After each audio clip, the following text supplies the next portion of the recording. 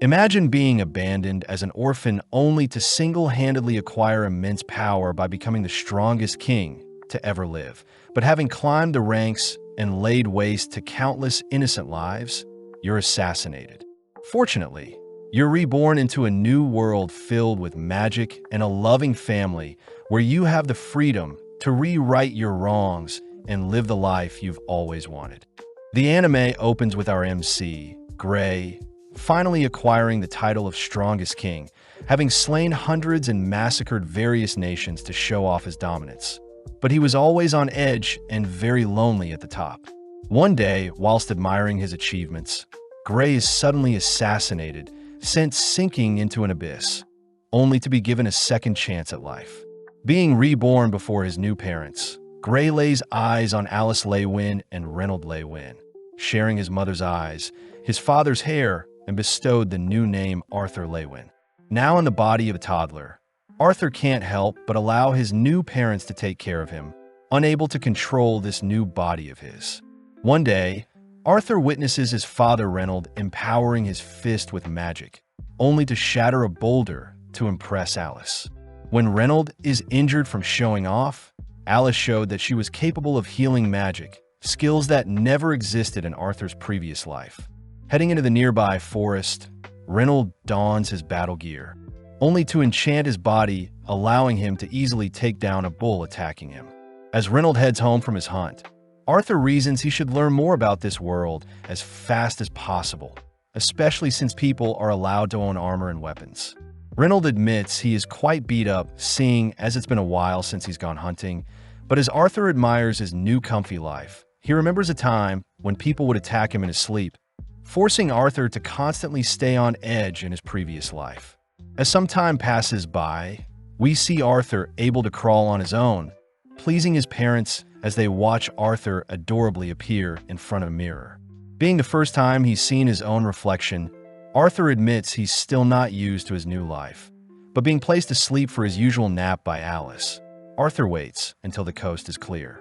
Springing out of his crib, Arthur uses his bedding to slide onto the floor safely, quietly crawling past his mother, who is doing the dishes, only to enter the study room in his house.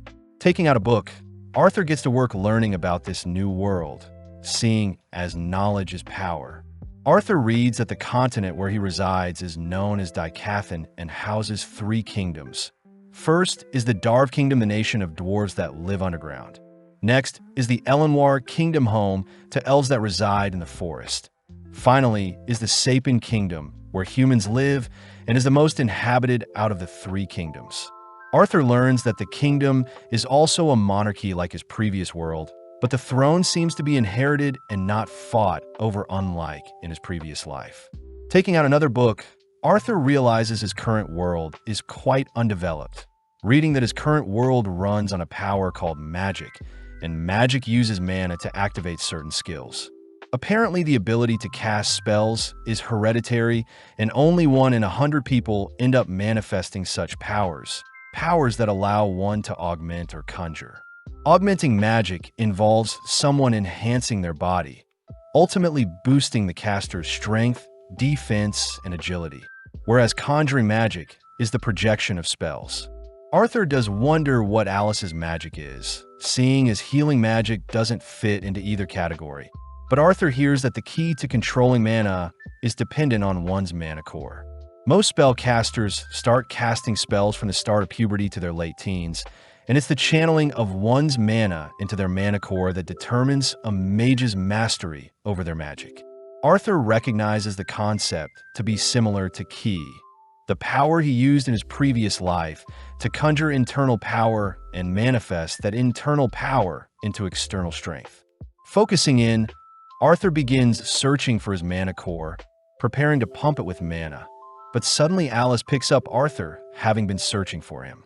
Pausing, Alice suddenly notices something strange about Arthur. But upon further inspection, Alice realizes Arthur needs his nappy changed. Although Arthur is embarrassed, he states he'll continue to work hard. Moving forward in time 2 years, where we see Alice detailing Arthur's upbringing. Alice writes that Arthur is definitely a curious child, having never seen Arthur smile once since he was born. But as Alice glances outside, she sees Reynold teaching Arthur how to swing a sword. Instantly, Alice confronts Reynold, demanding to know why their 2-year-old child is practicing sword swings. But Arthur notes down that Alice is far scarier than Reynold himself. Taking Arthur into town, Alice notices Arthur enjoying walking around. But Arthur states he can use the time to visit stores and learn more about their nation's technology.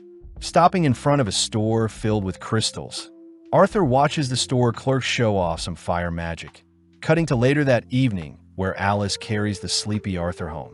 Arthur is grateful that his parents are taking care of his every need, having never felt such warmth before, especially since Arthur was an orphan in his previous life, yearning to be part of a family like other kids his age. As Alice puts Arthur to sleep, she reveals that she knows Arthur frequently slips out of bed to read, happy to see that Arthur gets his curiosity from Reynold. But Alice wishes that Arthur would enjoy his youth whilst he still can. With some more time passing, Arthur watches over his dad channeling mana into his core, only to upheave several stones. Although the spell wasn't the most impressive, Alice asks Arthur to continue watching, amazing Arthur when Reynold fires off a torrential punch followed by an earth-shaking axe kick. Seeing as his father is an augmenter, Arthur is suddenly whisked away by Alice, who says it's time for Arthur to have his nap, but Arthur wants to read instead. Putting on his puppy dog eyes, Arthur manages to charm his mother into giving him some time to read, choosing to spend the time perfecting his mana core as Arthur continues to compress mana towards his core. As Alice brings some refreshments for Reynold, they suddenly hear a massive explosion go off in the house, forcing Reynold to tackle Alice's side, protecting Alice from the explosion. Alice cries that Arthur is still in the house, prompting them both to rush into the house, only to be shocked to see Arthur floating in the air. Reynold states that Arthur had created his mana core before he was even 3 years old. But as Arthur proudly faces his parents, he suddenly spots planks of wood falling towards him. With Arthur attempting to leap out of the way, he's suddenly protected by his parents who leap in front of the falling wood, surprising Arthur as he suddenly sees Alice and Reynold breaking into tears, both relieved that their baby boy is safe. Flashing back, Arthur remembers a time when he had humiliated his opponent in battle, but strangely enough his opponent's parents still consoled their son. In the present, Arthur begins to feel an emotion he's never felt before, suddenly crying as well as he wonders how much he's changed since living this new life. Flashing back, we see Arthur in his previous life, confronting a captured emissary for attempting to assassinate Arthur. Having failed, Arthur's council had declared that the emissary and his family will be banished and will all be punished. But out of nowhere, the emissary's wife and child called out to him. Seeing his loved ones present, the emissary had begged Arthur to spare his family and only punish him. But as the emissary pleads to Arthur, Arthur swiftly slays the emissary's wife and child, something Arthur considered quite reasonable as he had spared the wife and child from future torture, unlike the traitorous emissary. In the present, we see Reynold asking Arthur if he would like to use the same gear as him. But Arthur is more interested in using a wooden sword to train. As Reynold agrees to spar Arthur with a wooden sword, Arthur rushes his father, both exchanging equal blows, but suddenly Arthur notices Reynold igniting his blade with magic. With a single glance, Arthur mimics the technique, this time slowly pushing Reynold back as the duel ends with Arthur's victory, having decimated Reynold's blade only to grin from ear to ear at his accomplishment. Entering the house, Arthur hears Reynold suggesting to Alice that they get Arthur a teacher, seeing as Arthur is clearly a gifted child, but Alice states that she can teach Arthur magic. Sadly, Reynold says Alice's magic is unconventional. Plus, Reynold points out that Arthur at the age of 4 was able to cut through his reinforced blade like it was nothing. Although Alice is amazed at his son's power, she still refuses to allow Arthur to be sent away, infuriating Reynold. Reynold states that Arthur can truly grow up to be someone amazing if his talents were honed, but Alice stands firm, stating that their little boy shouldn't leave their parents' side at such a young age. As a compromise, Arthur suggests that they all move together instead of Arthur leaving alone, something that excites Reynold and Alice as they immediately begin to pack, excited for the journey ahead. The next day, 2 carriages arrive in front of the home, people Arthur knows as Reynolds and Alice's former party, the Twin Horn Party. Apparently, they helped rebuild the house when Arthur had first awakened his core, greeting Adam Crinch, only to be pulled in for a tight hug by Angela Rose. Luckily, Durden Walker saves Arthur from being suffocated by melons, only to spot Jasmine Flamesworth glaring at him from above a carriage. Finally, Helen Shard welcomes Arthur, all boarding the carriages only to immediately head out. Seeing the carriages being pulled along by monsters, Arthur notes how primitive the transportation are, a stark difference from the floating vehicles in his old world. Regardless, the gang take a break in a forest, having set their destination to be the city of Xyrus. But as the party sit by a fire to relax, they suddenly spot monsters approaching their camp. In an instant, the party ready their weapons, all watching as the monsters pounce onto Jasmine. In mere moments, Jasmine spearheads the counterattack by carving through the monsters, only for Adam and Reynolds to back her up, leaving Helen to snipe them from afar with her bow. Arthur notes how Jasmine, Adam, Reynolds, and Helen are all augmenters, but Durden and Angela are conjurers, having assisted with spells, something that inspires Arthur to grow stronger. As night falls, the gang feast on the monster corpses, all stuffing themselves full only for Alice to notice Reynolds is still injured. Interestingly enough, the party chooses to stand guard, all whilst Alice begins healing Reynolds. But Arthur hears that Alice is considered an emitter mage with healing magic. Apparently, emitters with healing magic are very rare, explaining why the party members are very protective of Alice. Plus, it explains why Alice and Reynolds were living in the countryside where not many people could uncover and target Alice for her powers. With Alice finishing up patching up Reynolds, Adam asks for permission to spar Arthur for a bit, all watching as Adam retrieves his wrapped spear, exciting the onlookers. Arthur wonders how he'll compare to a trained fighter like Adam, but as the duel starts, both Adam and Arthur ignite their weapons. But surprisingly, Arthur chooses to physically enhance his legs as well.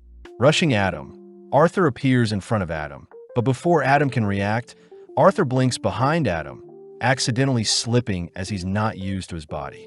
When Adam turns to clash weapons with Arthur, Adam's strength blows Arthur back and knocks his blade out of his hand, but luckily Angela steps in to catch Arthur from falling, ending the duel in Adam's favor.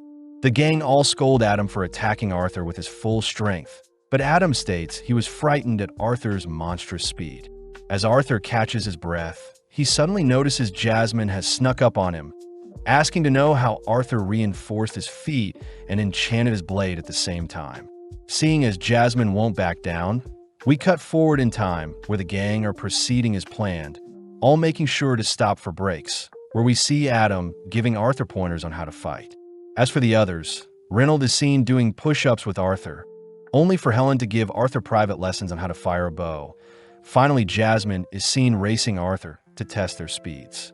That night, Arthur is seen reading a book, but gets weirded out seeing Jasmine watching him. As time passes by, Arthur notes how caring Jasmine has been towards him, even giving Arthur a birthday present as a thanks for all Arthur has taught her.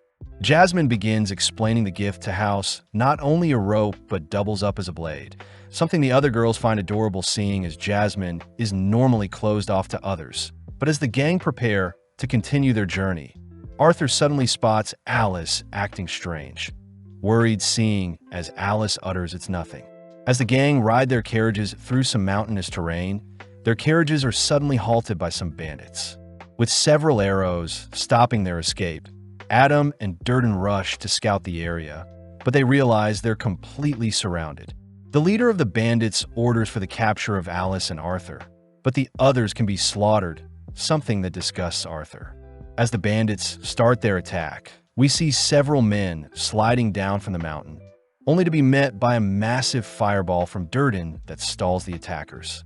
Next, Reynolds tries carving through as many bandits as possible, but fails to spot an attacker sneaking up from behind. Luckily, Helen snipes the attacker, prompting Adam and Jasmine to assist with the defenses, but Arthur is worried that the party will burn out soon. With some time passing by, we see the bandits continue to swarm the carriages, exhausting the gang as they're clearly growing fatigued. When Reynolds is tossed into a carriage, Arthur and Alice rush to check on him, But Reynold cries that he is fine and that Alice should keep her healing magic concealed. Reynold orders Arthur to drag Alice away from their location. But Arthur states he wants to stay and fight, but suddenly Reynold reveals that Alice is currently carrying another child. Arthur realizes that Alice's strange behavior in the past few days was because she was pregnant, something that finally convinces him to drag Alice to safety, all whilst Reynold keeps the leader of the bandits occupied. As Arthur runs into some bandits blocking his path, he is grateful for the party members clearing a path for him and Alice, finding it ironic how he has slain so many innocents in his past life, yet right now, he is begging for his own family to be spared. Right on cue, a bandit atop the mountains is seen casting a wind spell to knock out our duo. But having detected the spell, Arthur decides to shove Alice away from the blast zone, tanking the blast himself. With Arthur being flung off the mountain into the forest below, Arthur uses the rope and his dagger to snatch the mage and drag him down as well, watching as Angela and Durden attempt to rescue Arthur with their magic, but no luck. Arthur says he strangely feels fulfilled, finally realizing why someone would go so far to save a loved one. But sadly, Arthur's one regret is how he won't get to experience what it's like to be a big brother. Deep in the forest below the mountain, we see Arthur awaken in a mist-filled terrain, surprised he had survived, but horrifically Arthur is greeted by a disturbing monster.